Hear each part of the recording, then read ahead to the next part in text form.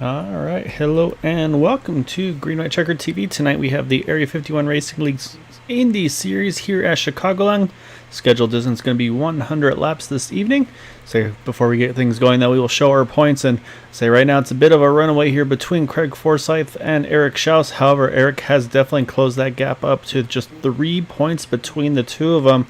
Obviously, Eric's big win last week, huge for him to close that gap up to that number 131 of Craig Forsyth. Say Matt Wagner's missed a couple races, but he has been Mr. Consistency with top fives in all of his races. Still looking for that breakout win, so we'll see if maybe he can do something this evening. In fourth, we've got David Payton, James Ledford in fifth. Then 6th through 10th, we've got Chris Jabot, Benjamin Combs, Michael Spell, Charles Johnson, and Jack Walls. While drivers are finishing up their qualifying laps, to say my partner in crime, Steve Gottschalk, he is here with me tonight. He's working on some of the, he's running some laps on there, trying to see what he can feel as well. Able to get a little bit of info from Chris Jabot, and he says sounds like it's going to be loose on the initial get go, and then from there it kind of the tires heat up and things get a little better. But then the risk is later on in the run, it sounds like it starts to have that same issue where tires get hot again, and so that's where troubles really come into play. So it's going to be really interesting to see how all this is going to pan out here tonight. Well, here's how loose it is. It's so loose I didn't complete a lap other than my warm-up lap. Well, that is not how you want to start things off. However, though, before we get things underway, we've got to pull up our starting grid. So on pole position is going to be that number 99 of Matt Wagner. Next to him, Charles Teed by just 7 thousandths of a second between the two of them. Only 2 thousandths between himself and David Payton. And you got Bud Steele there in fourth, David Leclerc fifth, Eric Schaus in sixth. Then you got AJ Musselman and Craig Forsyth round out our top 8. 9th through 16th, you've got Gary Corley, Joe Fierro, Benjamin Combs, Michael Spell, Ivan Pla, Jared Kaczynski, and Corey Lane. James Ledford are going to start 16th. First of those who's not going to take the qualifying lap. I'm going to have a few others taking that same strategy as well with Jason Bridges, Chris Jabot, Dwight Plush, Jim Brooks, Nicholas Winook, and Max Davies.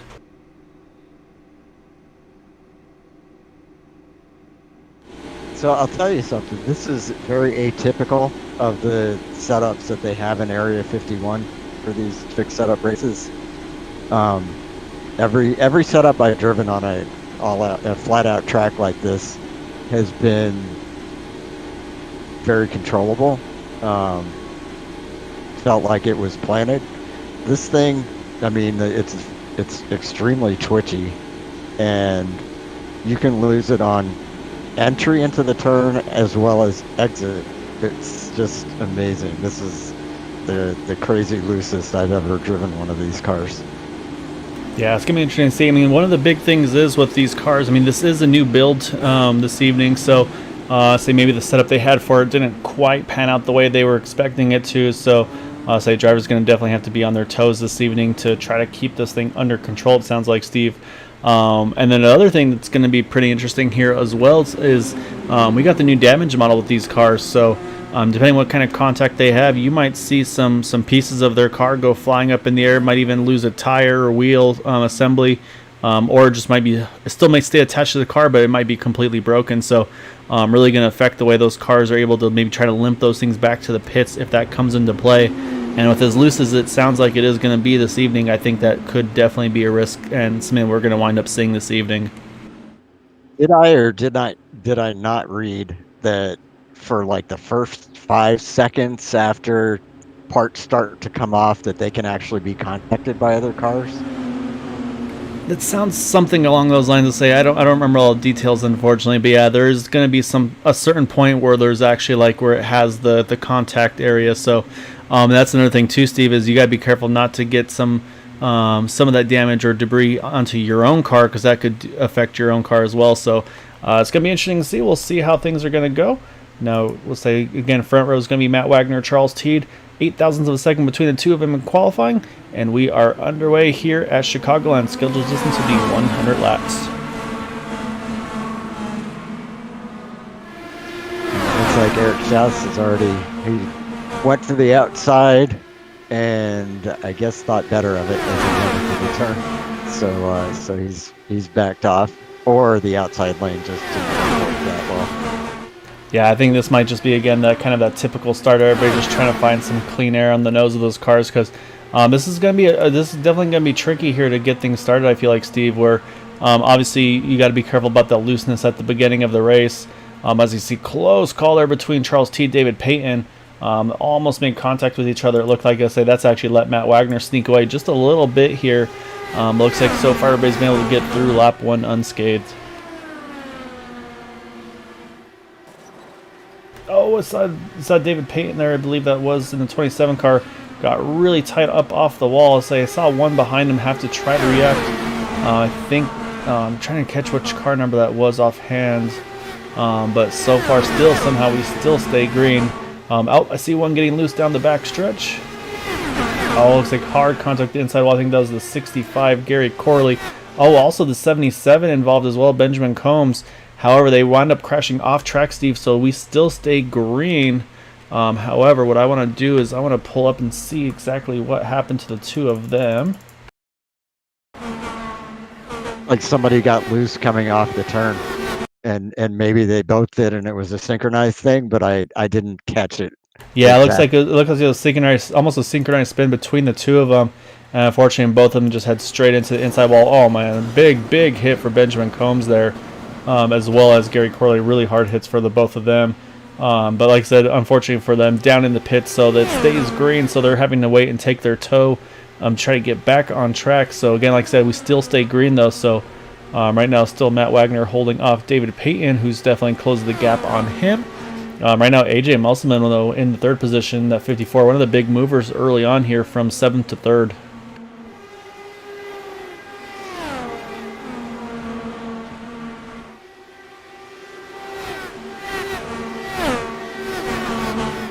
Right now, things are looking pretty steady. I think one of the, actually championship battle here we got right in front of us as well. You see Craig Forsyth just in front of the 72 of Eric Schaus. So right now, this is 1 and 2 in points, and so right now, advantage goes to that 131 of Craig Forsyth.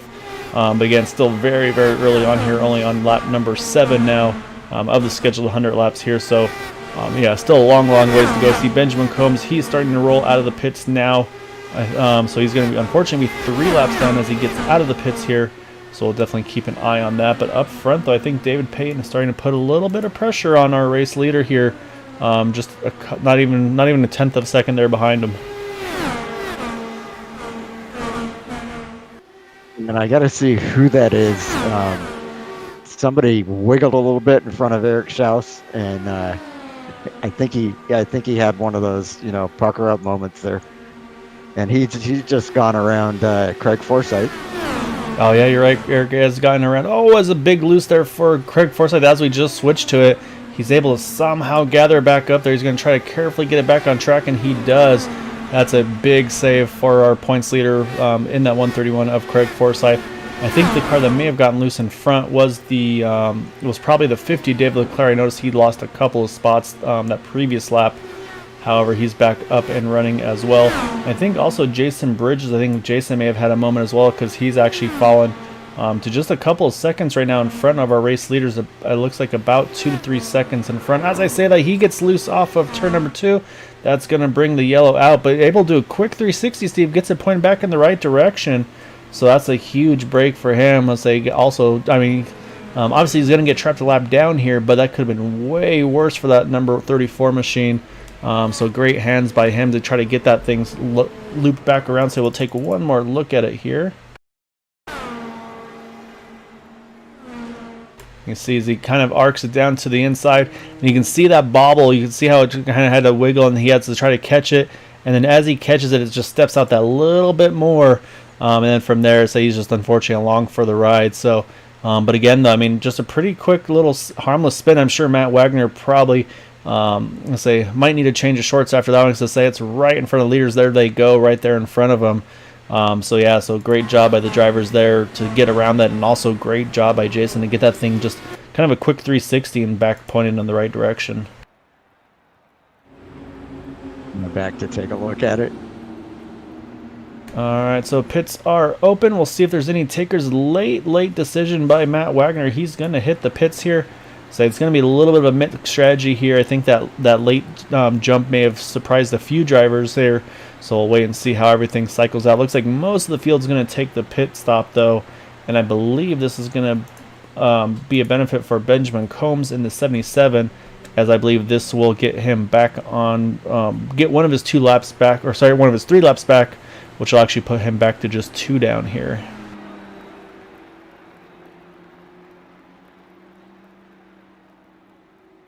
Actually, as I say that, he hasn't passed anybody yet. So maybe, I'm curious to see if maybe he doesn't get the lucky dog. I haven't seen anybody else pass the pace car here, so kind of curious on that one. However, those that stayed out though, so leading the way is going to be AJ Musselman in the 54 machine. Behind him, Charles Teed, and then in third, Michael Spell, and then also the 75 of Ivan Pla. Those are going to be the 4 drivers that stayed out there. And now it looks like the 77 of Benjamin Combs, he's going to get that one of those 2 laps back. So he's going to go to 2 laps down here. And actually, I say I'm not sure what happened, but unfortunately, Jason Bridges, say he actually looks like he may have lost an additional lap here, Steve. So I think those 2 might be fighting for the lucky dog spot on this restart.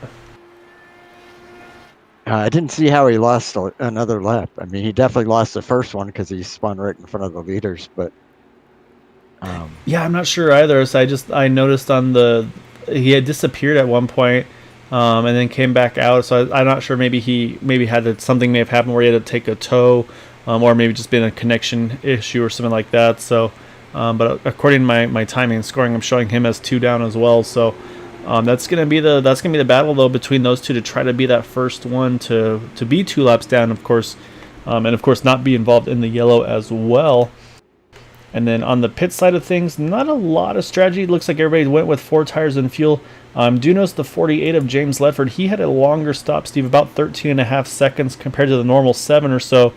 And saying usually that 5 seconds longer stop is usually kind of a telltale for a front wing change. So maybe a little bit of a front end plate damage to that 48 machine somewhere on that beginning run. So looks like he'll get that remedied though and be able to get back on his way here.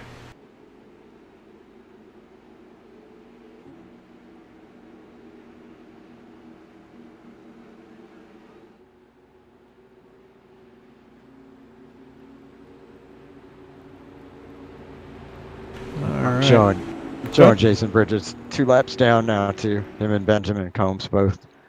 Yeah, so we'll see. I think we're gonna get the 1 to go, I believe, this time around. So I saw a couple guys looking like they might try to duck in the pits to get that top off on the 1 to go, but right now it looks like everybody's gonna stay out here. And yep, sure enough, everybody's gonna stay out, and that could come into play, I feel like, as well, Steve.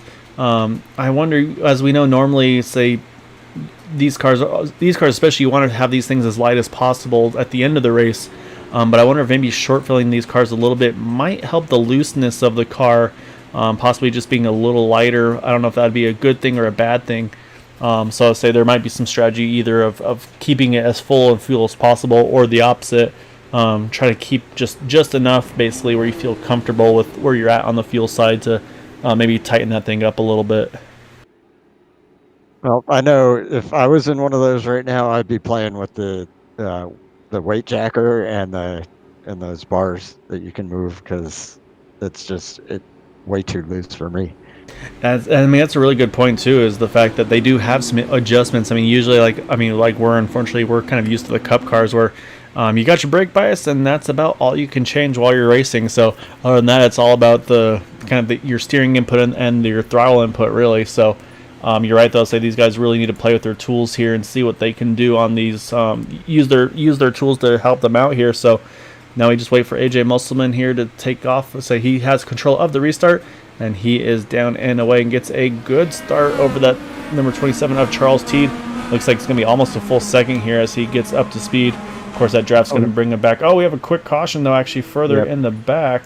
And it looks like it is actually one of those 2 drivers. Yeah, Benjamin Combs. They say we just saw the outline of it. Say is missing that right front tire there. So he's kind of mentioned that damage model. So I'd say that definitely did not go to plan for him. He ran into Jason Bridges, so the 2 cars that were fighting to get back on or to get a lap back are both involved. Yeah, so taking a look at it now, and yeah, you can see he jumps to the outside, and yeah, gets into the back of the 34, and that sends him right into the outside wall.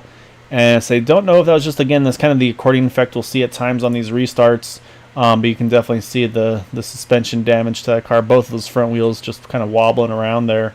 We'll take a look at Jason Bridges here. Looks like he's gotten away with it pretty well.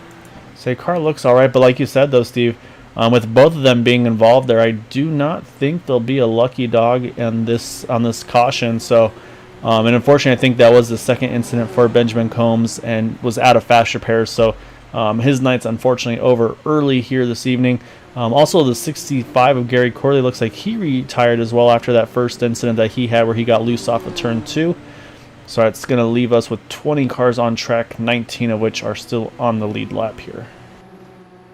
Yeah, Gary was, last I looked, he was 7 laps down, and there's no way you're making that up. Yeah, so he's showing out at least on our little ticker here. And I'm also showing us 12 down on my other side of things too. So yeah, I think Gary may have called it an evening, unfortunately. We got a couple drivers here going to hit the pits. Dwight Plush, James Ledford. So maybe a little bit of pit strategy for the two of them. Also have to keep an eye on that as the run goes on. But again, I'll say pretty quick yellow here. So we'll take a quick break. I say not a lot to report obviously on that quick yellow, and we'll get things going again here on the one to go.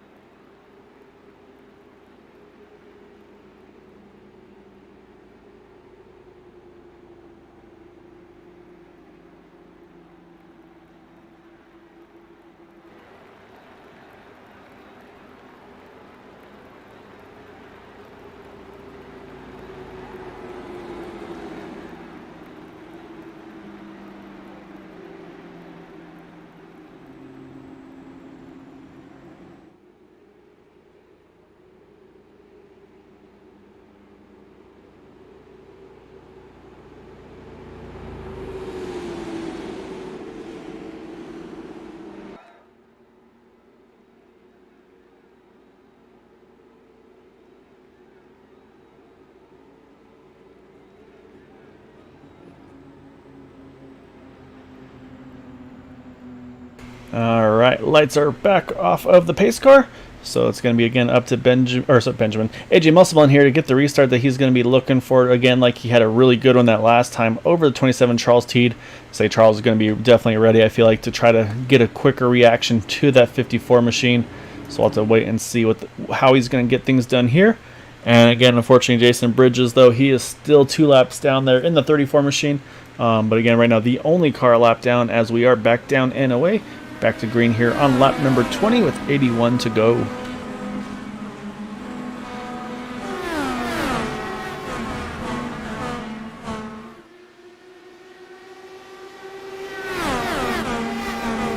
Like so far so good. Oh, as I said, so far so good. I see one loose down in the grass, trying to catch the car number of that one. I think it is David Leclerc in the 50. It is. However, we still do stay green. I think he just spun it. I don't see any damage on that 50 machine, so I think he's going to get away with this one here. Again, we'll take a quick look at it real quick. Let's see, he's just getting up to speed here. And then so he gets the power down off of turn number 2, and just all of a sudden just snaps on him, but makes a great save. Unfortunately, like I said, loops it around, but it's going to stay on track and on the lead lap.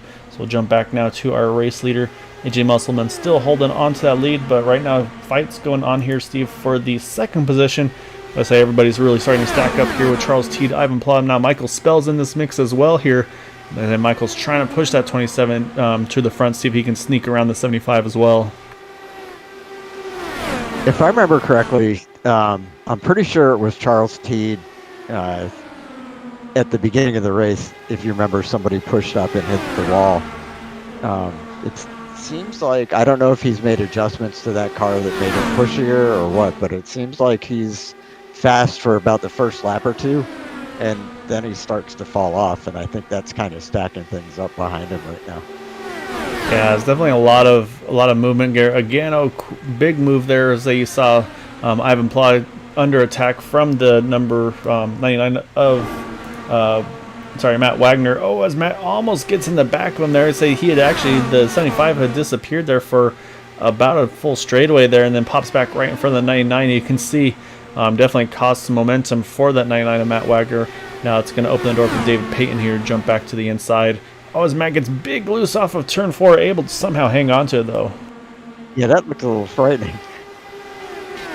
Yeah, say when you're going right now, say they're about 210, it looks like, through the turns. So, I mean, that's about probably 210, 215 save there here at Chicagoland. Yeah, that's going to catch your attention there.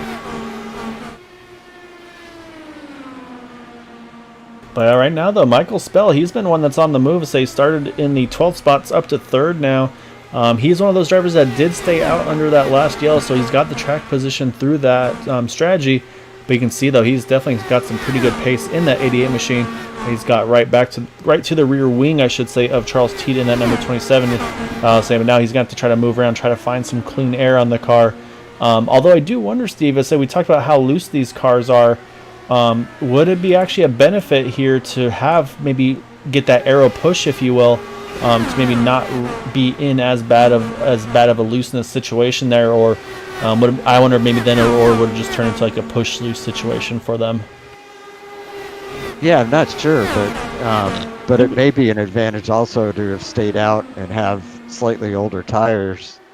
It may not be as loose on older tires. Yeah, and I think we may have missed something there. I saw Jared Kaczynski really slow on the apron.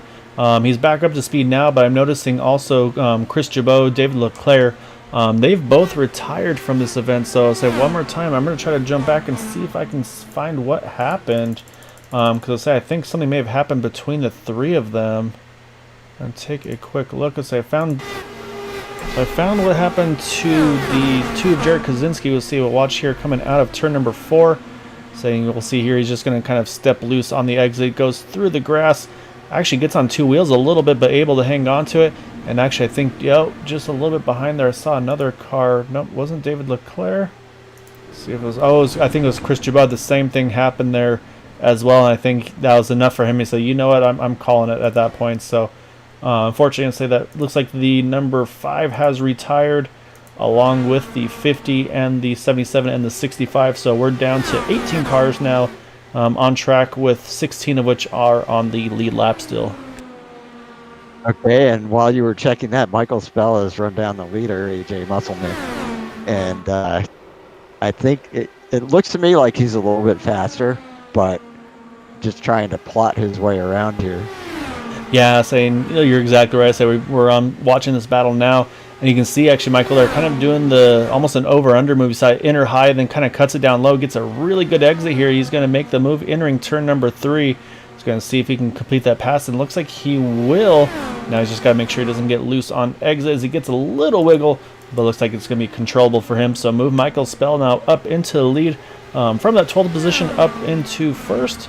I say as we're now lap 32, and as I say that caution just has come out. It looks like it may be again the 2 of Jared Kaczynski this time bringing out the caution. So we'll take a look. As I don't see anybody else stopped on track, so I think that's gonna be exactly what it is. Seems like the exit of turn 2 is the biggest trouble spot for these guys. Yeah, it looks like he had it pinned low there on the inside, trying to stay out of the way. Loops it through the grass as we saw him do earlier. Makes a really nice 360 save, able to get back pointed on the right direction, get back on track here. But then I think what happens though is he keeps it on the apron to again try to stay out of the way of the leaders. And yeah, just unfortunately those couple spins I think he's had, probably those tires are extremely hot, and actually almost a big moment for him in front of the leaders as well. It's kind of the second time we've seen that happen. But again, luckily though for Jared Kaczynski, car is still in one piece here, so he's going to get away with it. So he should be in good shape there. He's going to need to get some tires, some fuel, and be able to get back out on track. But I think this time Jason Bridges should be able to capitalize and get one of those 2 laps back himself. However, leaders are about to hit the pits here. Yeah, it looks like everybody's coming in right now. Yeah, it doesn't look like up. As I said, I see one stayed out. Oh, nope, sorry, those are cars that are lapped down. So nope, looks like all the leaders are pitting here. And actually, we missed something as well because Matt Wagner showing as the last car on the lead lap in that 99 machine. I'm going to take a look, see what happened to Matt as well, because Matt was definitely further forward prior to that caution. So let's go see what happened to him here.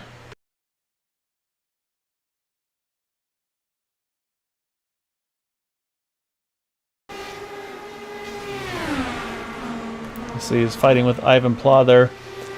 And then, oh, just touches the apron. I think that's where you get that wiggle. And then, yeah, just snaps on him as well. So I'm not... Somehow just knocks... Wow. I say, if you could touch the wall any lighter, I don't think you could do any more than what Matt did there.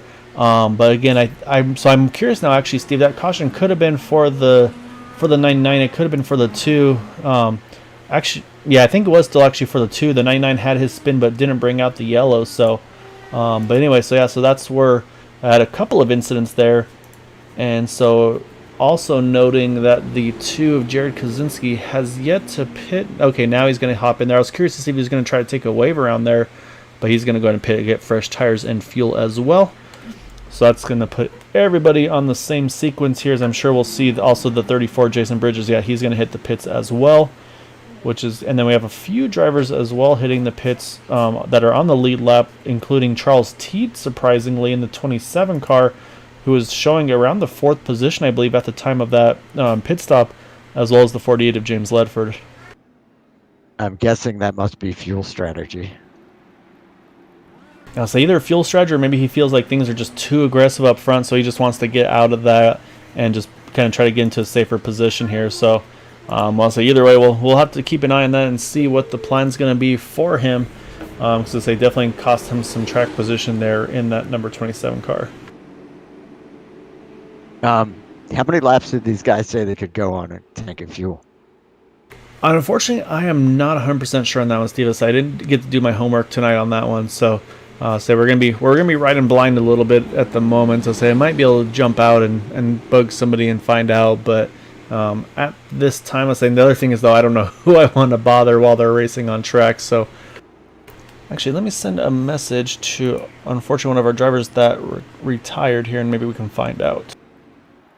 I'm noticing that one of our master fuel tacticians, Eric Schaus, is running around down on the apron. Yeah, you're exactly right. The only one doing it too, so I'm curious to see maybe he's got some strategy there as well. You can see he's lugging it in 6th gear as well, so yeah, say maybe Eric's got something up his sleeve, or might just be trying to save as much fuel as possible in the case of a longer run, so he can try to go that one extra lap or two. We've definitely seen that come into fruition here. I was saying, looks like he's got a friend doing the same now with the 6 of Bud Steele. Yep.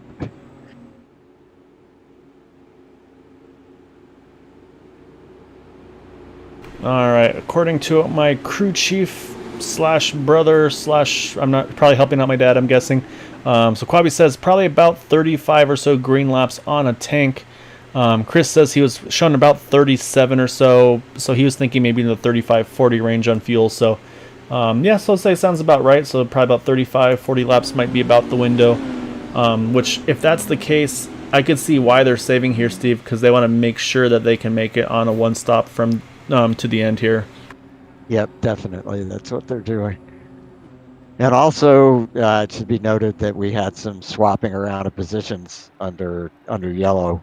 Looked like Michael Spell, who had the lead, just didn't have a very good pit stop. Oh, you're exactly right. I had to put AJ Musselman back to the front. So say Michael's unfortunately got to do all that work over again here. But the problem is for Michael, he's going to have some tough competition right off the bat. You can see there the 72 Eric Schaus looking underneath the 88. Looks like he will clear him. So Michael's going to have that much more work to do here as they get back up to speed. And Michael Spell comes back around the outside. Oh, quick caution in the back. Looks like this time. Oh, big hit there for the 2, Jared Kaczynski. So unfortunately, that's going to be another caution out. I say this time isn't going to get away with the spin. I say definitely made some pretty solid contact to the inside wall. Likely going to need a tow as well. So we'll see the 2 coming around the outside here. And we'll see if it's the same thing. If it just snaps around. Yeah, you can see it just stepping out right away. So you can see he's already got the car, the wheel cranked as far to the left as possible. I say, look, you can see it looks like he's almost got it saved. Does the 360, but unfortunately it just kind of keeps going from there. And that grass is just going to carry him all the way down to that inside wall. Unfortunately, it doesn't help when you catch that nasty bump as well. And that's really, I think, what did him in there. Yeah, it sounds that way. Jared's having a rough time with this setup. Yeah, like I said, this has definitely been one of the more difficult setups we've seen here with the Area 51 guys. Again, I'm kind of wondering if it's just one of those things where just the new build, I wonder if it just isn't adding up to the way it normally would have prior to the new build, because I know they've made some adjustments for the tires and the wear and the grip and things of that nature. So definitely going to be something to keep an eye out for. And so I'm sure the admins are probably thinking that they're going to look at the future setups, which they'll have a little bit of a break here, Steve. I say after tonight we've got a couple weeks off for the holidays, for Christmas and New Year's. So I say we won't be back until about I think it's like the second week of January. So I'm sure, knowing the admins though, they're going to be pretty busy between now and then though. Well, that'll be nice to have a little break. Yeah, it's always nice to have. I say it'd be nice if it was a little bit more of a normal break, but yeah, I definitely agree with you there. And however, though, unfortunate bad luck for Jared Kaczynski. Huge break for Jason Bridges. That's going to put him back onto the lead lap now. So he's going to be able to be back into the mix here. So we'll likely see him, I'm assuming, probably get a little bit of fuel, maybe some tires in that number 34 machine. Got to mention Charles T. James Ledford. They both pitted there under that last caution as well. So not obviously a big difference though, Steve. Just maybe a couple tenths of a gallon, maybe at most a gallon more fuel now that they've got on those 2 cars. And we're back to sort of where we started. Although AJ Musselman has, I guess, made a pretty good move to get up to the front.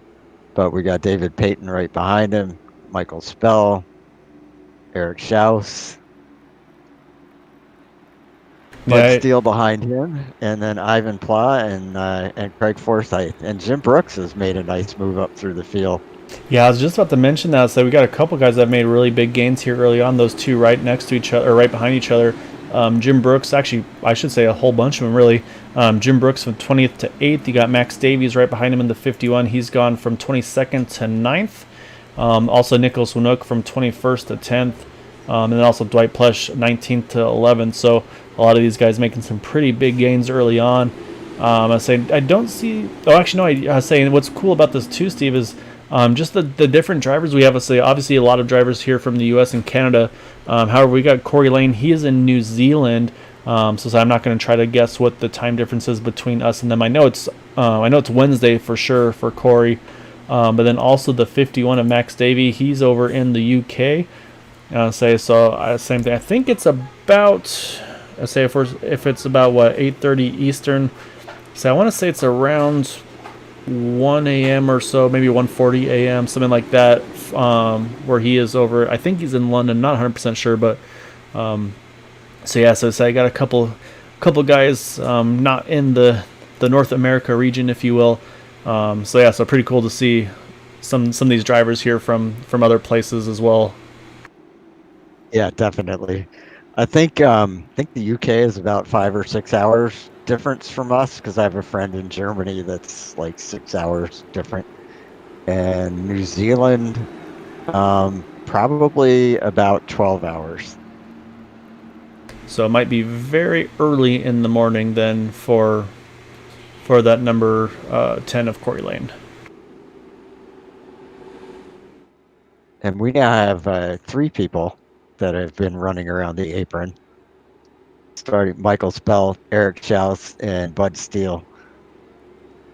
Yeah, I think they saw Eric doing it and say, hey, we want to do this too. I mean, Eric's pretty successful with these Indy cars, so maybe he's on to something there. So now, however, everybody's going to be back up to the top of this track.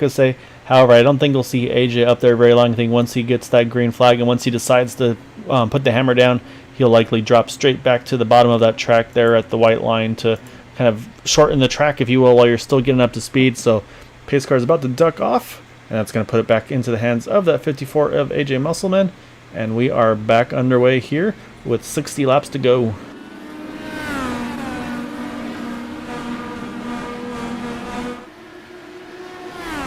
And it definitely looks like they got a little bit more strung out up front than they did on the last restart. Yeah, things definitely spread out a little bit more here. Right now looks like one of the closer battles was there with Bud Steele for just a moment. Now it looks like it actually be around Craig Forsyth. He's got Ivan Pla in front of him. Jim Brooks now underneath him. And then Max Davies right behind as well. So you can see I think the difference of aggression right now. I think Craig, again, with where he is in the points, leading just by a little bit at this point over the 72 of Eric Shaw. So I think he's just trying to maybe be a little careful early on. I'd say he's got a pretty good battle going on in front of him now with the 76 of Jim Brooks and the 75 of Ivan Pla. And that would definitely be a Craig Forsyth type strategy. Just kind of hang out back there, stay out of trouble, and probably be farther up front by the end. Yeah, I think that might be some of it too. Like you said, is probably also trying to bank on a longer run here. It looks like Jim's going to get to the inside of that 75 car, entering turn number 3. So now it's just whether or not he can keep the power down and complete that pass. You see Ivan's holding pretty strong on the outside, and saying this is where you have to be careful is when you kind of have to hug that inside line. And so you can't really open up the wheel like you want to, but looks like Jim's going to get the spot. Craig tried to follow through, but could not quite get there. Oh, you see Jim, though, he gets a big bobble there out of 1 and 2, and he's going to lose 2 spots there with that and actually make that 3. Here comes Max Davies with a huge head of steam, and it looks like Max is going to try to get around the 131 Craig Forsyth and actually is able to do so without any troubles there. Just shows how much that momentum really means for these guys. However, up front, though, AJ Musselman, I was going to say he's under attack, and he has already been passed now. So that is AJ Musselman in the lead still. Sorry, David Payton put an attack on. However, it looks like Musselman's been able to hold off that battle. Now we've got, again, Michael Spell. He is trying to work his way back to the front. It's like he's going to grab that second spot. So he's going to try to bounce back from that bit of a pit miscue that he had on the 88 car. Michael Spell seems to be really dialed into this setup. I don't know if he's just figured out how to drive it better than a lot of these guys, or if he's made adjustments that have really worked out for him compared to everybody else. But I expect to see him back in the lead here shortly. Yeah, I'm with you there. Whatever he's been doing, it's definitely the right thing because that car's been really fast and it's looked really stable as well. We've seen him have a few moments where it looks like it steps out a little bit, but it definitely seems to be extremely controllable. One thing I do see is it seems like he's kind of taking a wider arc in 1 and 2, kind of enters a little later and then brings it on down. But you can see right now, though, AJ Musselman is going to try to protect that inside line. We haven't seen too much of that early on, so we'll see if that's going to come into play or not. But right now, though, Michael definitely closing that gap. David Payton right in there, too. Michael, he tried to, it looked like he was going to try to make a move around the outside, but it didn't work. Yeah, I say right now this is a really good battle here for the lead between these top three. They've kind of snuck away just a little bit from Eric Schaus. He's about a second behind that 38 of David Payton. Bud Steele right there with him as well. So right now it's kind of, the top three, then two right together, and then from Ivan Pla and back is pretty much a pretty big gaggle here. But we're going to stay up front here with our leaders because this is a good battle for the lead. Say Michael's definitely trying to see if he can find a way around, get the momentum up. But right now, though, he is definitely trying to, you can see, though, AJ Musselman trying to protect the inside line. I say I saw a little bit of smoke there, and yeah, that's what it was. I see the 10 Corey Lane running slow on the apron. So he's just trying to build speed back up into that number 10 machine as we just cross the halfway point in this race. You're right, though. Michael Spell is taking a much higher entry into turn 1. Oh, here he goes under AJ into turn 3. Yep. And just as he almost had the pass completed, say the caution does fly. So I saw a couple cars. I see the 10 of Corey Lane. He's jumped back into the pits. Also see the two of Jared Kaczynski. He's off pace. Looks like, he's definitely got some suspension damage to the back of that number 2 car. So say it may have been the 2, it may have been the 10. We'll go back and see what happened to each of them. I say, yeah, if we look on the inside, you can see the 10 spinning down on the apron. I'm not sure if that would have been the cause of the caution or not, because you can see the 2 here. I don't see any cars around him on track, and that's usually one of the telltales for bringing out the caution. But I'm wondering if that may have put the 2 car in a bad position on the pit entry, or sorry, on the line of the track here. And you can see, just unfortunately, snaps around on him as well. And so it's unfortunate again. That's been his trouble spot really. It's been those exits of the turn, and so it's definitely been a challenge for him. So, but again, look, he's just going to hit this bump here, and it's just going to kind of ramp him up and around. And unfortunately, that right rear, just solid into the pit wall. You can see the damage to that right rear tire there. So that's going to be, I believe, the cause of the caution, because at that point the 10 had already towed, and now we have pit stops happening. Bad for Jared. Having a rough night. Yeah, it definitely has not been going to plan for him. He's going to try to limp it around, I think, to see if he can get it fixed. So we're going to watch the pit stop for the 88, see what he can do. And it's going to... it's a three-way battle there on the pit exit. I couldn't tell who had it between Michael, Eric, and David, but that was a tight pit exit between those three.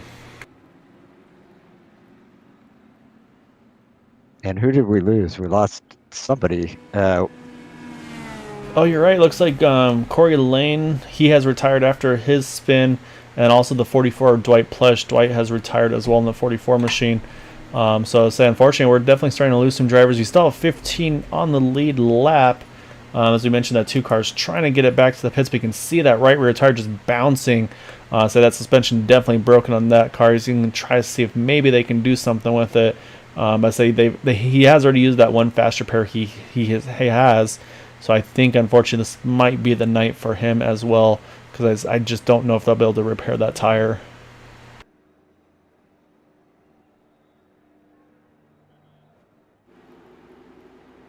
However, it does look like Michael Spell's able to hold on to the lead through the pit stop cycle, so that's going to be a big break for him. Say we're still in the window for they're going to need to make one more pit stop here, Steve. Because right now we're at 47 to go, so we'll probably get the green, I would think, at 45 to go. So say they're going to be about 10 laps shy to make it on a green flag stop to the end. Or to make it to the end, I should say, without a green flag stop. But again, that also is going to kind of be up for grabs as well, just depending on how these cautions fly here. And I noticed we've got even more people running around the apron now. Yeah, say a little bit of monkey see, monkey do. So you can see the 88's down there, the 72 as well. The 6 is down on the apron. So I'll try to see if we can get a better angle, see if anybody else is doing the apron party. Right now it looks like just the top, looks like 1st, 2nd, and 4th at the moment. See a couple guys thinking about doing it. I thought I saw Charles Teed kind of flirting with that apron, but right now he's kind of just hugging the white line as well. So but you can see, though, like you said, though, everybody's definitely running the low side of the track, keeping that distance down.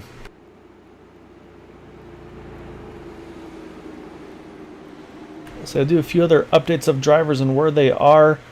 Say Max Davies, we mentioned him just a little bit earlier in the 51 car. He's up into 8th now in that 51 machine. As you can see right behind him, some fake pits there. Looks like by Matt Wagner. That's like, I'm gonna not pit. But yeah, so say he's again made a really good charge up to the front. Again, also nice to see some new faces here. The 24 of Joe Fierro. He's right now started in 10th, currently running in 12th. But again, I mean, it's a really good showing, I feel like, especially for, I believe this is his first race out with this Area 51 league.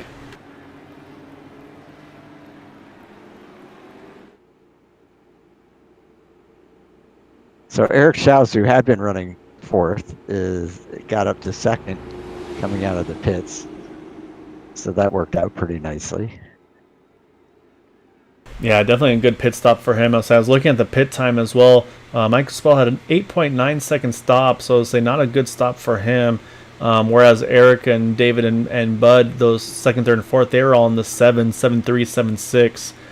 That 7.3 second pit stop, though, going to Eric Schaus. So that's definitely what you need to do to get those spots through the pit cycle if you can.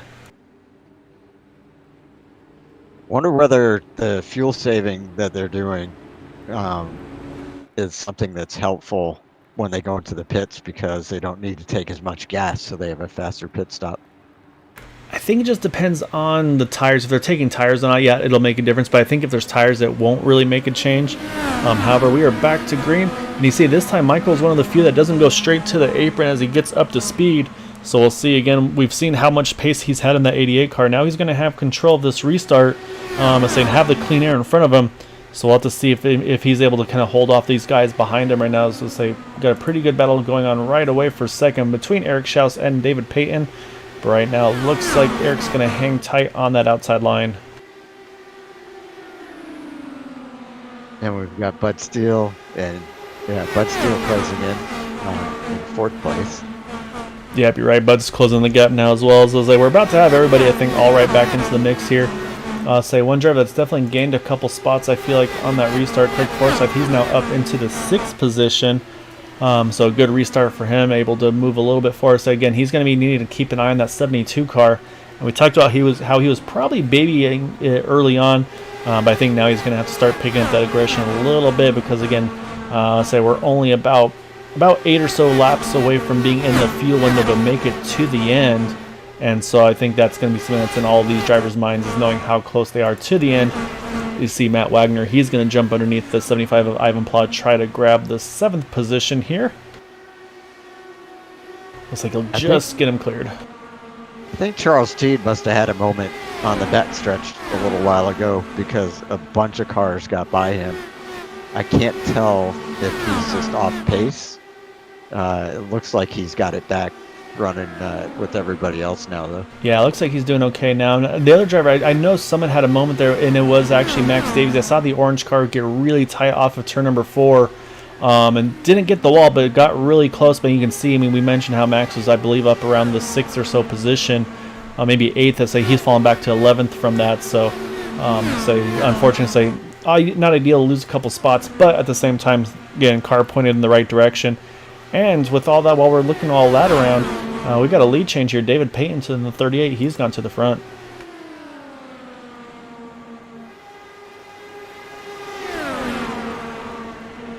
So now move the 38 David Payton to the lead. Eric Schaus in second. Move Michael Spell back to third. But we got the whole top 6 here all right on top of each other pretty much. You see Bud Steele's right there as well. AJ Musselman, Craig Forsyth, they're all in the mix here. And I say not too far behind is that number 7 of Matt Wagner. So about to have a 7-car pretty much train right here up at the very front. So we'll keep an eye on things here. And I wonder how much of this might be strategy. These guys maybe just don't want to lead at this point of the race. Maybe just trying to kind of just draft and save some fuel here. Maybe thinking, hey, maybe we can save those extra couple laps we need. I mean, I think that'd be a lot of saving to me, at least, Steve. But we've seen crazier things happen. Yeah, I'm wondering. I missed what happened with the lead change, but I'm wondering if Michael Spell had a moment, or if this is just, it seems like the first 2 or 3 laps he's just not as fast as everybody else. Oh, as I say that, I see car spinning off of turn number 2. Looks like it was the 2 of Jared Kaczynski. So was able to actually get that car repaired, but it looks like he's taken a tow. Unfortunately, I say just not the night he's been wanting to have. Oh, as you see the 131, Craig Forsyth, he had to take it to the apron to avoid, I believe that was Bud Steele. However, though, say able to hang on to, and that's going to move him up into 5th there. But yeah, David Payton though -4 though on that last lap from that moment he had off of turn number 4. So right now, but now Craig back under attack from the 6th, but Steele as they enter turn number 3. And it looks like Michael Spell has gotten back to the lead with AJ Musselman following him past Eric Schaus. I'll say they can't keep track of who's doing what right now. Yeah, Michael back to the lead now. Like you saw, it looked like Eric Schaus had just taken the lead from AJ Musselman, but now Michael's going to grab that top spot again back. So I'm kind of thinking that fuel saving strategy, I think that's probably out the door here. I think these guys are just going for what they can, and like you said, I think maybe Michael's just trying to get that car back to where he feels comfortable with it, which it seems to be after, like you said, Steve, a couple laps in the run. But as they say that, though, here comes AJ Musselman looking back on the inside. Yep, and it looks like he's going to make that pass. Yeah, so it looks like 54 back to the front now. Say a little further back south, a little bit of some movement there behind us. I think that was right around Charles T. Nicholas Winook area. But say we're going to stay focused up at the front right now, though. AJ Musselman, he's been able to stretch out just a little bit here. Say trying to take a look at the other drivers. I say Bud Steele as well. I mentioned him. Looks like he's been able to get around Craig Forsyth. So right now, say our points, top 2 in the points are showing 3rd and 5th at the moment here. Let's say Craig just right behind Bud Steele, and who's not too far away from Eric Schaus as well. So still a lot of drivers involved in this one. You see Matt Wagner, he's caught up to this group. Also Jim Brooks, he's closed the gap in that 76 machine. So right now we've got the top 8 drivers all within about a second and a half or so of the lead. Definitely all within the lead draft here early on. So we'll see. I'll say this is probably one of the longer green flag runs we've had in this race, and I think we're now in that fuel window to make it to the end when they want to make a pit stop here. But again, I think with the spins we've been having, I don't think we're going to see any short stop strategies tonight. Yeah, I think you're right about that. I'm very curious.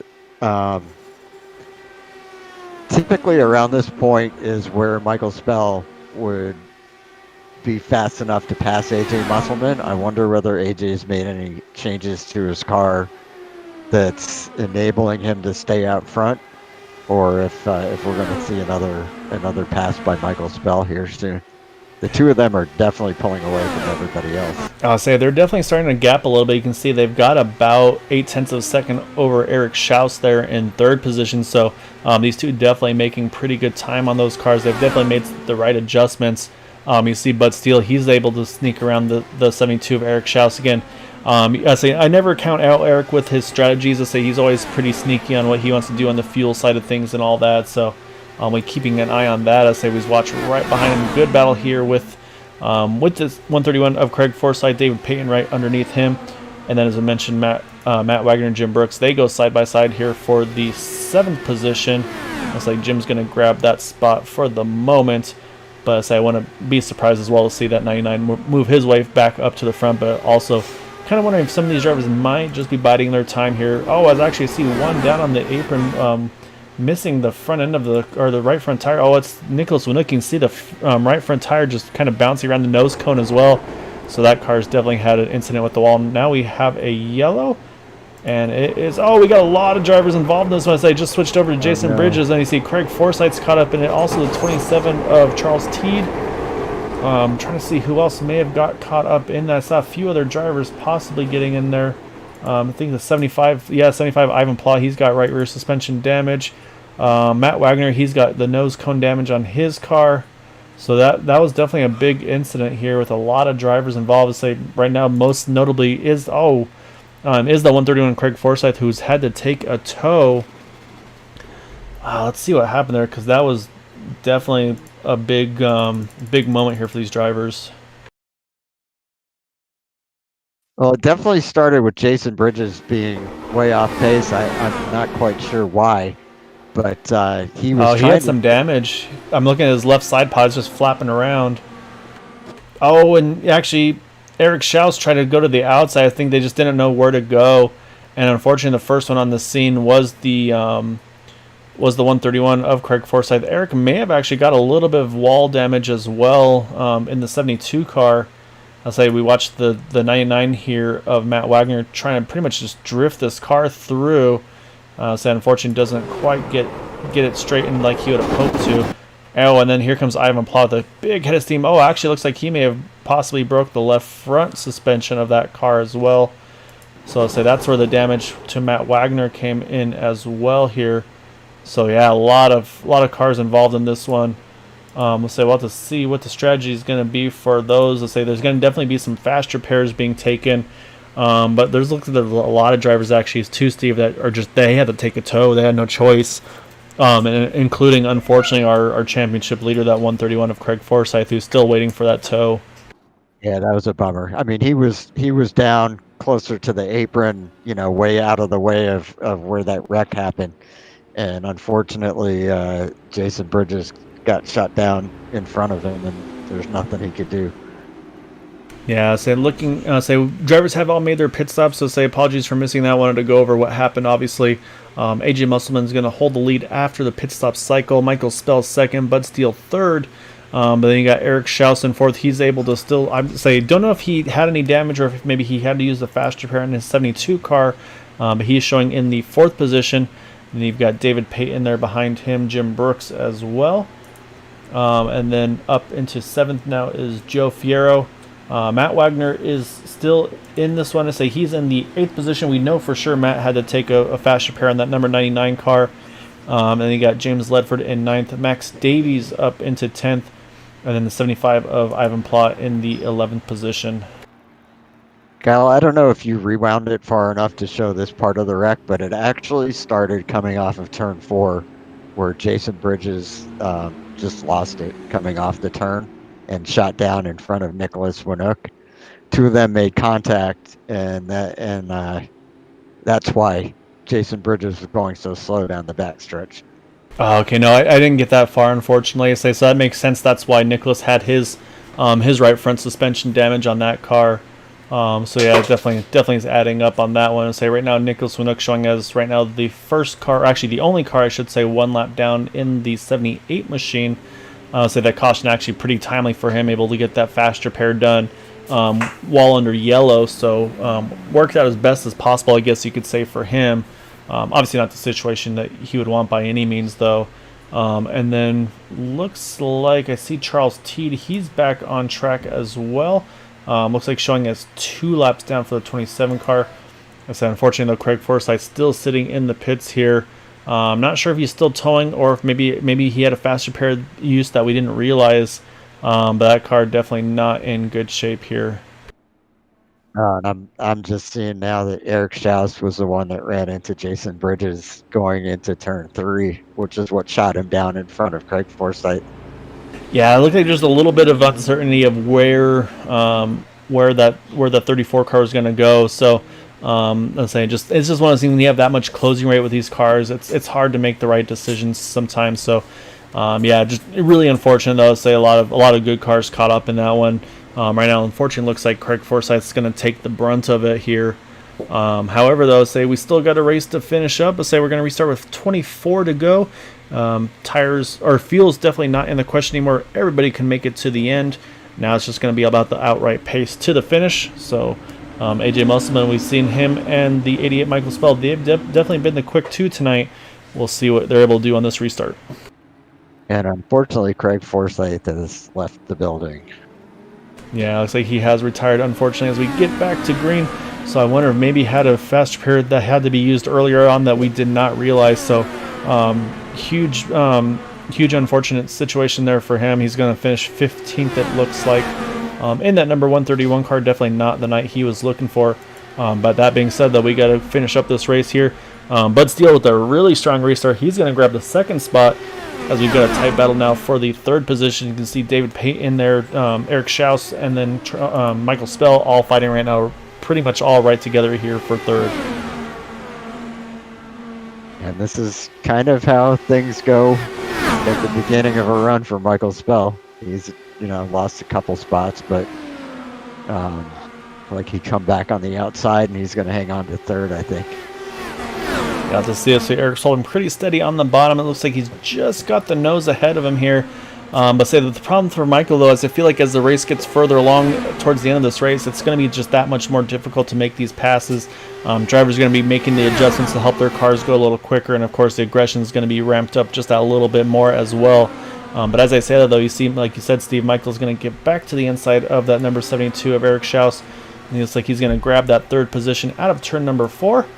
And now he's going to set his sights back on the front two of Bud Steele and AJ Musselman. While now Eric's got his mirrors full of that number 38 of David Payton.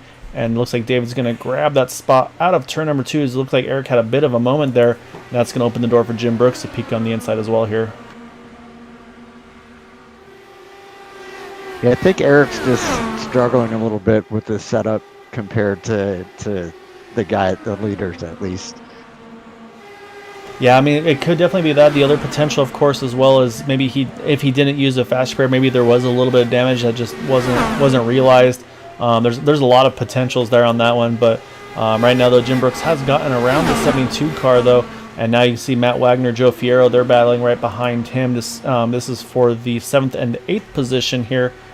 So right now, they've got a pretty good battle going on between the two of them. But yeah, say right now, though, say also moving back to the front, though. I'll say Bud Steele is just about a tenth of a second behind AJ Musselman, but Michael Spell, though, he's starting to close that gap. However, David Payton, last time by, was the quickest car on track by about 0.2 of a second in that 38 machine. And we are kind of back to the same 4, just in a different order than the same top 4 that we've been watching most of this race. And I'm watching Bud Steele. He's doing the same thing now that we saw Michael Spell do. He's doing that really late apex, runs it really high initially, and then really arcs it down. You can see he got a big run there entering turn number 3. He's going to take it to the inside of that 54. But before he gets a chance to do anything with it, we are back under caution. And I see a car stopped on track, and it's heavy damage for the 99 of Matt Wagner. That car definitely is going to be done for the evening. I say we know he's used his fast repair. Let's see what happened to him here. So he was battling with Joe Fierro in the 24 machine, so I think that may have been where the contact happened, and I think it may have been a little bit of right rear to left front contact.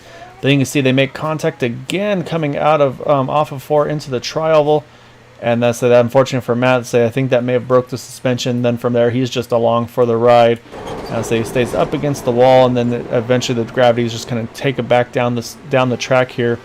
And so unfortunately Matt Wagner, though, that's going to be his it's going to be that's it for him this evening as well. So I say that's right now, those are the top 3 in points are the ones that have definitely had the rough nights right now. However, we've got some pit strategy going on. Looks like James Ledford, he's going to hit the pits in the 48 machine. Also Joe Fierro and Max Davies. However, it looks like everybody else is staying on track.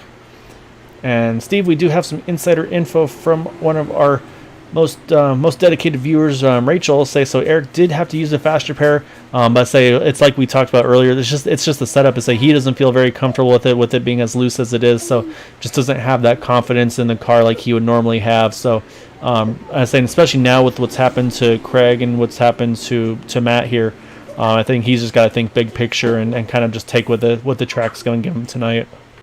Yeah, that sounds like that would be the wise thing to do at this point.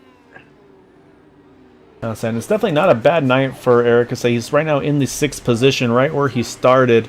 So I mean, it's obviously you want to do as well as you can, but you just got to definitely be careful here. So it's going to be it looks like it'll be another sprint finish pretty much to the end here. So they're showing at the moment we're at 15 to go at the line. One thing I'd mention, Nicholas Winook, he is now back onto the lead lap here. I believe he got the waiver on that last time by, if I'm not mistaken. However, he's missing the front nose cone to that car, so he's going to have to get to the pits here and get that replaced. Luckily, without a fast repair, you can still get it done. It's just maybe about a 5-second addition to the pit stop. So as long as it's just a nose cone and nothing more, he should be okay to challenge here to the end of this race. I was looking through the field and I saw a light blue and white car, and I was thinking, gee, that looks like Craig Forsyth's car, but he left. But now I see that he reconnected. He's 9 laps down, and I guess he's just decided to run out the rest of the race, and maybe he'll gain some spots. Yeah, you're right. He is back on track. So the only other thing I could think of for Craig was I know sometimes with if you accidentally have your fast repair unchecked, and then it's going to make you do the pit stop and take as long as it takes basically, and then from there you're kind of just at the mercy of the game. So it's possible that maybe he had a fast repair that he didn't actually he hadn't used yet, that he just had to wait for the regular repair to go. It's one of those risky things to have it preset off or not. Because you don't want to use it if you don't need it, but at the same time, if you need it and you don't have it selected, that really comes to hurt you as well, because at that point you're forced to wait for all the required repairs before you can get back out of the pits.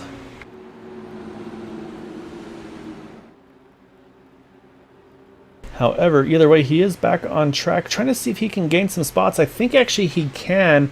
I think he'll be able to get around Matt Wagner, because he's only got a 6-lap difference between the two of them. So as long as the 99 car can't get back out on track, that should be a position for him, which would move him up from 14th to 13th, which could definitely come into play. But with that though, I mean, lights are back off the pace car here, Steve. We're going to restart this thing with 13 to go.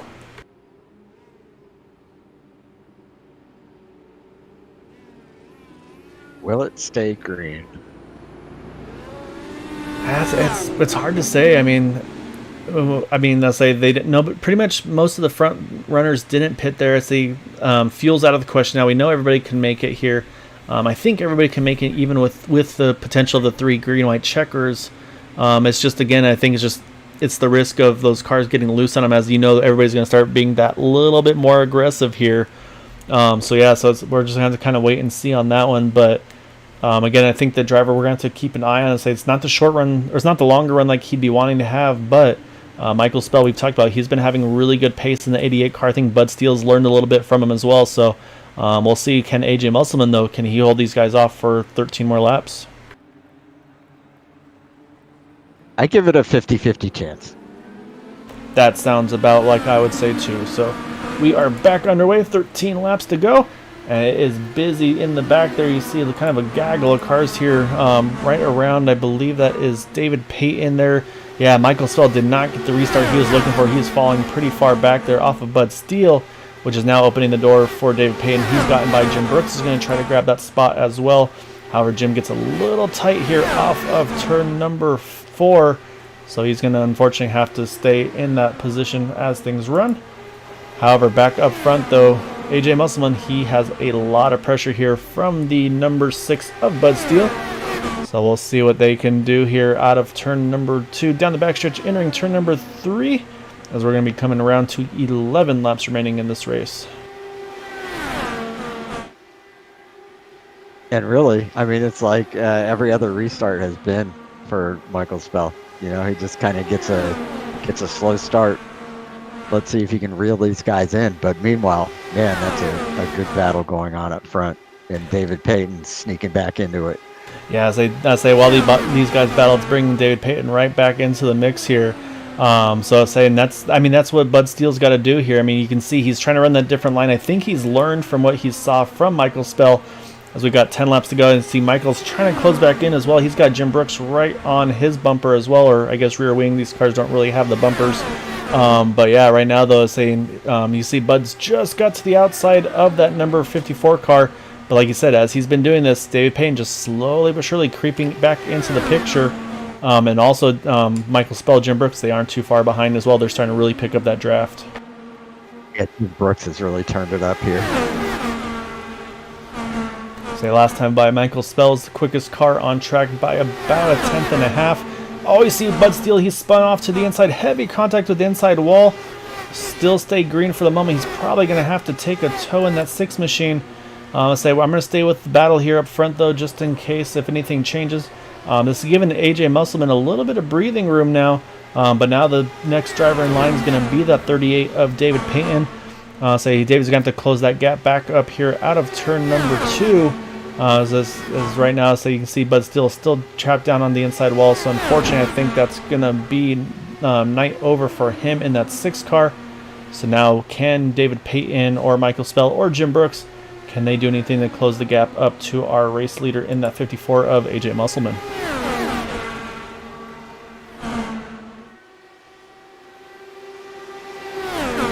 Boy, there's a mess going on back where Eric Schaus is right now. Yeah, you're right. It's hard to go away from the front, but yes, they look like they're almost 3 wide there for a moment.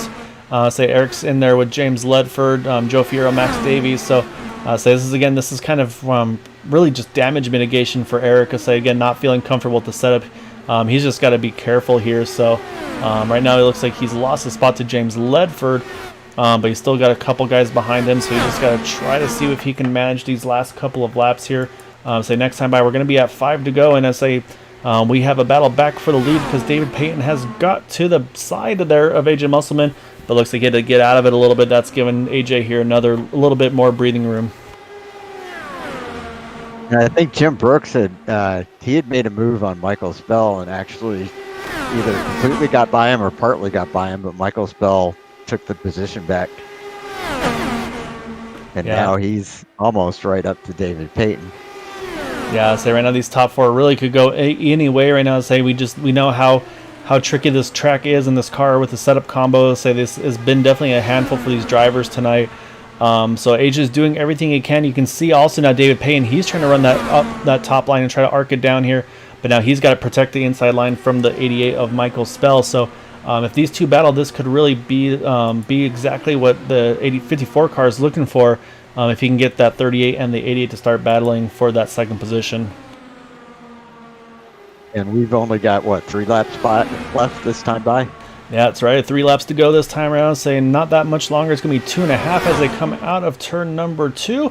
See, Michael Spell got a little tight there out of turn number 2, and that's opened the door for Jim Brooks to try to see if he can find a way through, but can't quite do it. Michael, though, he's going to get tight out of turn number 3, and that's going to open the door for Jim Brooks to grab the 3rd position here. He will complete that pass, but we now only have 2 laps to go. AJ Musselman's got 2 more times around here to try to hold off David Payton.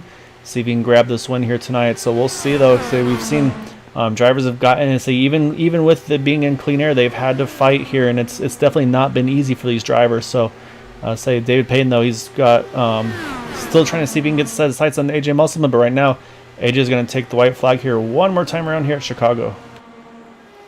And I would give him like a 95% chance now. I'm not going to do any more predictions here because I say I've had a bad luck with jinxing drivers and such. So right now you see AJ's really protecting the inside line. You can see David Payton tried to grab a little bit of draft down the backstretch. As I say, and you can see AJ Musselman has a little bit of a connection issue. That's going to be concerning. However, it looks like it's going to be enough to hold on to the spot. Jim Brooks gets right to the rear wing of David Payton at the line. But it looks like AJ Musselman going to get the win over David Payton. Jim Brooks in 3rd. Michael Spell's going to bring it home in 4th. James Ledford 5th. And Eric Schaus going to be able to just hold on over Max Davies and grab that 6th position here tonight.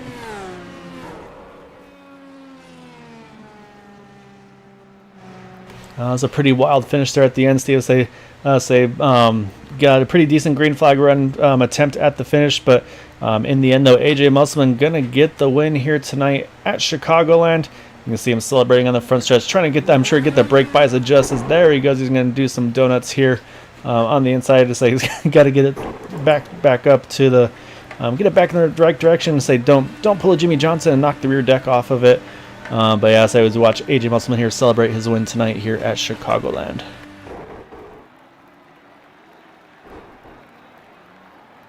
Definitely a great win, or a great run by AJ Musselman tonight. Yeah, it was a really good run for him. And say from 7th to the lead. It held off a lot of strong drivers there initially. Bud Steele, then he had to hold off Michael Spell, David Payton. So I mean, I was saying he was up in contention pretty much all race and did exactly what he had to do to hold off and get that win tonight. And saying that again, I mean this one was definitely a hard fought one, as we see a lot of our top drivers having definitely some difficulties with that loose setup tonight, unfortunately. I'll say again, I'm sure the admins will be checking out, see what happened there and what did or didn't work. But AJ Musselman getting the win this evening. So while we watch him, we will go ahead and try to find our top 3 drivers and get a few words with them. So hold with us for just a moment, and then we will get those top 3.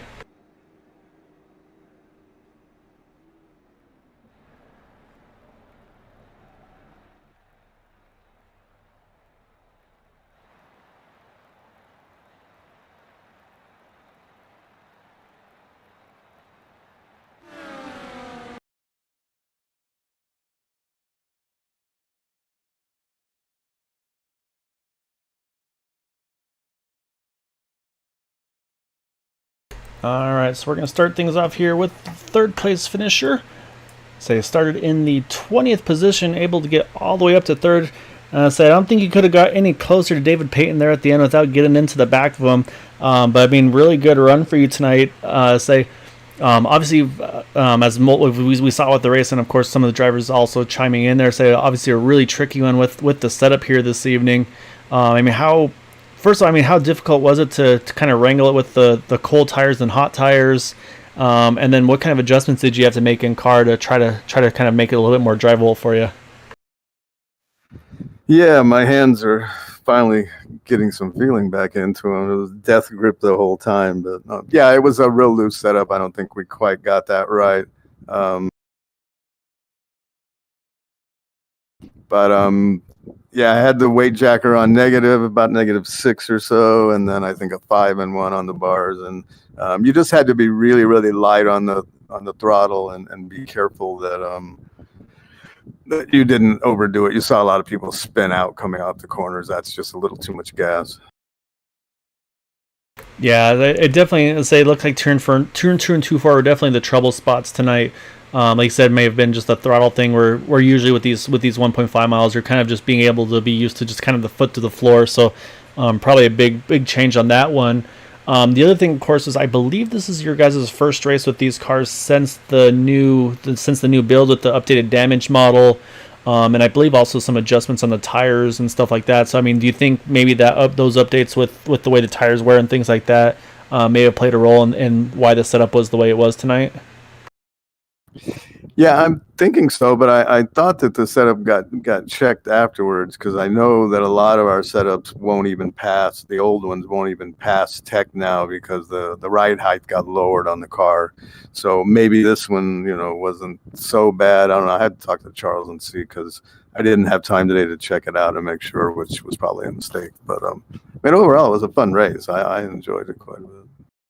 No, it was a really exciting race to watch. Say obviously didn't get the typical green flag pit stops, but I mean, there's a lot of excitement on the different side of the things with just again these drivers having, like you said, just kind of having to wheel them and kind of death grip them to hold them in the right position. So still, I mean, a great run for you. Like I said, from 20th to third. I'm pretty sure it's going to be pretty obvious for the highest climber of the race this evening as well. Anything shouts you'd like to give for your third place results? Thank you guys for covering, and I apologize to Quabi again for telling him the wrong time to get in the race, so that way he didn't make it. But maybe, eventually he'll remember it, or I'll remember it, one of us together. Well, on the plus side, he was able to give me some pretty good info on the field numbers, so that was definitely a benefit as well. As we were curious what the field window was going to be, which as they didn't wind up needing it, but yeah, again, a great run though tonight. So I was saying definitely some new things to keep an eye on though with this new build for these cars. Got it. All right, thanks, Kyle. Great job, Jim. All right, so that is our third place finisher there, Jim Brooks in the 76 machine. Steve's going to catch up with our second place finisher, that number 38 of David Payton. David qualified third, finishes in second. So I'll bring him in here and let Steve have a chat with David. Hey guys. Hey, David. Great run. Yeah, great, terrifying, Yes. stress inducing, heart attack inducing. So, all right. There were pretty much 4 cars that we saw that seemed to be kind of the class of the field tonight that had the setup figured out, maybe figured out what changes to make so that it wasn't quite as awful. I tried driving it in practice. I couldn't even complete a lap other than my warm-up lap, and I didn't have time to try adjustments. So what did you do to keep that set up under you all night and run as competitively as you did? So, I mean, first things first, the setup was really, really loose, and I don't want to harp on the guys at Area 51 or anything like that build the sets because they do a freaking awesome job, and there were huge changes to this car that changed everything that we thought we knew about it. Got to throw that all out the window and learn it all again. So yeah, the setup was tight, or I mean loose. The temperatures on the right sides were way too high. That's what the problem was. So as far as what I was doing, I just kept cranking the weight jacker way down, like way down into the negative, and try to avoid the high line at all costs. I don't, for whatever reason, if you got stuck on the high line, you had to hold on. I mean, I think you guys probably caught it where I was leading for a while and I went on the high line because I got forced there from, somebody making attempting a pass. And the car just started wiggling for an entire lap. It was wiggling and I dropped to like eighth place. So my whole strategy was just to try and, I also had to remember that when the tires are cold, the car is a pig. Like really, it takes at least 2 laps before the car even starts really responding to what you're asking it to do. So I was trying to take it super easy on restarts and not make any massive moves until the tires heated up a little bit, and then try and stick to the low line at all costs and lifting a lot and just being extra careful. So Do you feel like you had anything for AJ at the end? not unless he was going to let me on his inside. And I mean, there was one attempt there, I think we had with 2 to go, where I just forced it in there. And even that I was afraid to do because again, I've raced 2 races. This is the second race I've raced with this car with all the new updates. And so every race is a big learning process. I raced a official oval race last night, I actually raced with AJ and one of his friends, learned a lot last night about the new tire and stuff, and then came here. So I'm like really afraid to go on any sort of offensive against people because I have no confidence in my ability to know how the car is going to react. So I think if I could have tried to force it down in there and if AJ gave me the room to do it, I probably would have had something for him, but he's not going to do that. He's going for the win and rightfully so. It was a great run by AJ and I'm glad it was him up front because I've raced with him a number of times in the past and I know he's a really good, strong and very clean racer and I knew he wasn't going to just let me have the win. Yeah, and you guys were all racing each other clean and respectfully up front. It was, well, and everybody in this league does that. But yeah, it was fun watching you guys. So do you have any thanks, shout outs that you want to give? I want to thank Area 51. I know a lot of guys were complaining about the set tonight. I'm not going to complain. I'm going to say, we're going to give you guys time to figure it out. They built such great setups in this series with this car and in the Cup car that I race with them every week. It's been really, really good. So let's give them some time to figure it out and figure out the quirks, and we'll get back to really good racy setup. So thanks to all the admins and setup builders and the guys that put a lot of work in at Area 51. Thanks to you guys, of course, as always, every week. I look forward to tomorrow because I'm going to have the broadcast on at my desk at work when I'm supposed to be working. I'm going to be watching virtual race cars go in circles, and then of course race. Thanks to my future wife Natalie, who, you know what, she didn't make me no magic hot chocolate or any magic cookies this week. I think last week it was cookies. I think the week before that was hot chocolate. Today I was on my own, so maybe that had something to do with me finishing second tonight. Yeah, I think that could have been it, definitely. Tell her I said that though. Your secret's safe for those, David. Yeah. All right. Thank you. All right. Great run, David. Yeah, thanks again. Thanks for broadcasting. You're welcome. All right, that is our second place finisher, the number 38 of David Payton. I'll say now we got just one more person to interview. And that is going to be our race winner, that number 54 of AJ Musselman. So he started in the 7th position, but it's pretty much up front in contention that whole race. So you've had a lot of drivers to fight off there at the very end. I say early on it was Michael Spell, then you had David Payton at the very end, Bud Steele at one point as well. I mean, one of the drivers mentioned that they kind of were waiting to get the feeling back in their hands, just kind of death gripping the wheel. That whole last part of the race, was that kind of the same boat for you, or how is it feeling in that number 54 machine? Good evening, guys. It was a great race. I am getting the feel for the new changes in the tire model. Basically, the first few laps, you really need to take it easy on the tires and not overdo it, not try to be Superman, just take care of the equipment. Has some really great racing with Michael Spell and David and Bud Steele. David almost had me there. He sent it into turn 3. I didn't think it was going to stick, and I'm glad he held on to it, or we both would have ended up in the wall there, but he had a good save. But no, some great clean racing from everybody tonight. But yeah, the car was pretty loose. Really needed to put some negative weight jacker into it to keep the car from from coming out from under you. So it's just really important to get that practice in, in the 30 minutes that we do have before each race, to know what the limit is and what you need to do to keep your car pointing forward. Yeah, so it definitely sounds like that was the theme of tonight was getting that weight jacker where you needed it to help it feel at least a little bit more comfortable. So you definitely at least had one fan in the broadcast, say Jeff Heisong. Hopefully I'm not butchering the last name. Say he was watching you get the win here this evening as well. So for the adjustments you made, were you able to make the adjustments that you learned during practice, or was there even some adjustments that you had to make during the race as well, as you were kind of probably running a little bit more in traffic through the race?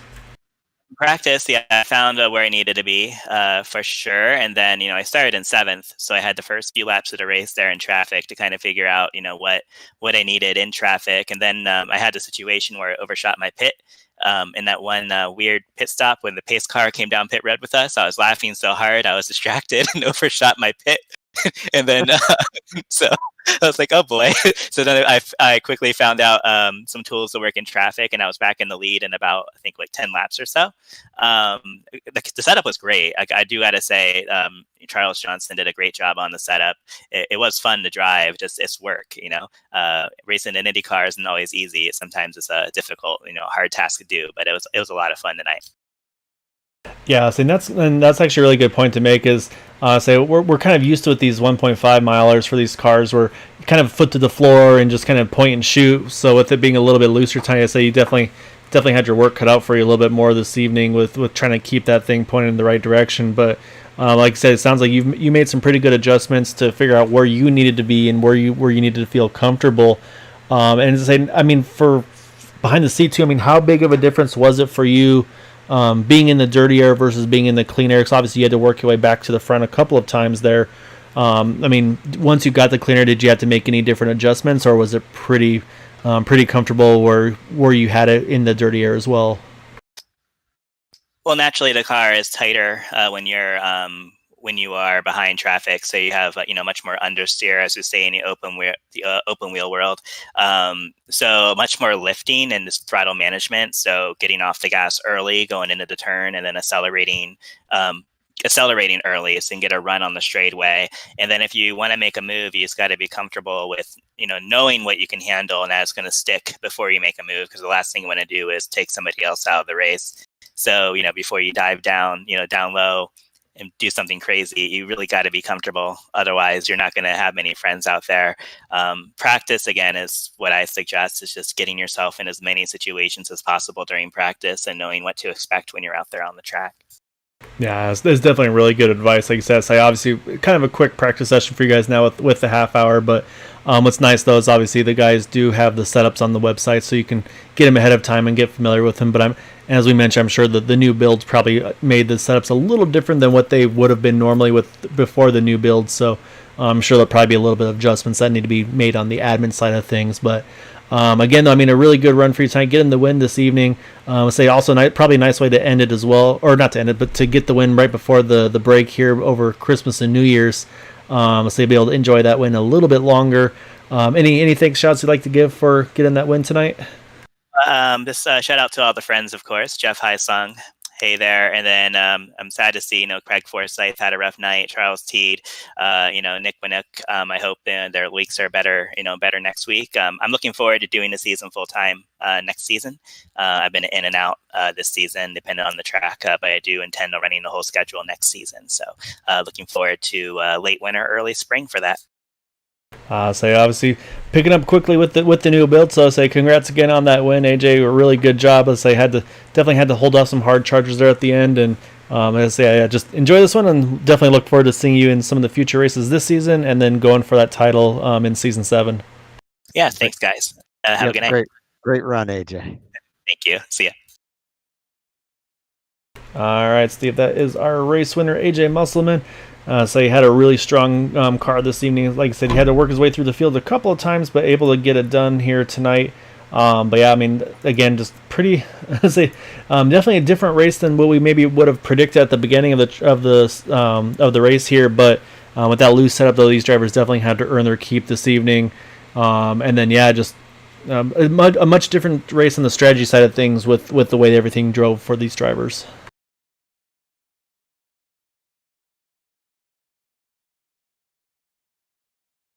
So with that, let's go ahead and pull up our final results here. So of course, getting the win is AJ Musselman in that number 54 machine. Behind him, David Payton just by 0.3 of a second. You see Jim Brooks there only half a tenth behind, as they pretty much was on that rear wing of that 38 machine. Michael Spell, a really good run tonight, finishes up in the 4th position. James Ledford made it all the way up to 5th from 16th. Eric Schaus, a good points night. I'd say, again, probably not the result he was looking for, but again, really good points night for him, grabbing that 6th position, able to hold off that number 51 of Max Davies. 8th, you have Ivan Pla. 9th is Nicholas Winook, also a good gain for him as well. Max Davies went from 22nd to 7th. Nicholas Winook 21st to 9th, so great job by those drivers as well. And then Joe Fierro in the 24 car getting a top 10, I believe, in his first race out with Area 51. And 11th through 20th, some of these drivers not having the nights they were hoping for. Say Jason Bridges in that number 34 machine. Bud Steele, we saw him catch the outside or inside wall, trying to battle for the lead. Say unfortunately did not go to plan for him. Unfortunately, Craig Forsyth, our points leader entering tonight's race, got caught up in that incident there. Kind of towards the mid part of that race, able to at least get some of those positions back. Unfortunately, was actually just one lap short of getting a spot from Bud Steele. Same thing goes for Matt Wagner, the 99, unfortunately not the night he was hoping for. And you got Charles Teed, Jared Kaczynski, Corey Lane, Dwight Plush, Chris Jabot, and David Leclerc rounding out our top 20. And then Benjamin Combs and Gary Corley, unfortunately, 21st and 22nd, respectively. So definitely a different one than usual here, Steve, for these 1.5 milers with the new update, really loose setup. But again, these guys still put on a really good show for everybody tonight. Any final thoughts from your end?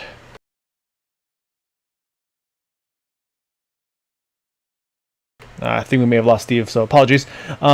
So anyway, with that though, that is going to be it for this evening. Again, I want to congratulate our race winner, that number 54 of AJ Musselman. So able to hold off David Payton and Jim Brooks there. So again, let's say we're going to be off for 2 weeks. Oh, not yet, I should say. So we'll be back on Thursday for the Cup Series, Sunday for the Super Speedway Cup Series. Then I believe it's going to be about a 2-week break for the Christmas and New Year's holidays. So for those of you that maybe just watch for the Indy Series, I hope you all have a wonderful holiday season. Obviously, definitely a very different one than what we're used to. But yeah, hope you're able to enjoy it as best as you can, as always.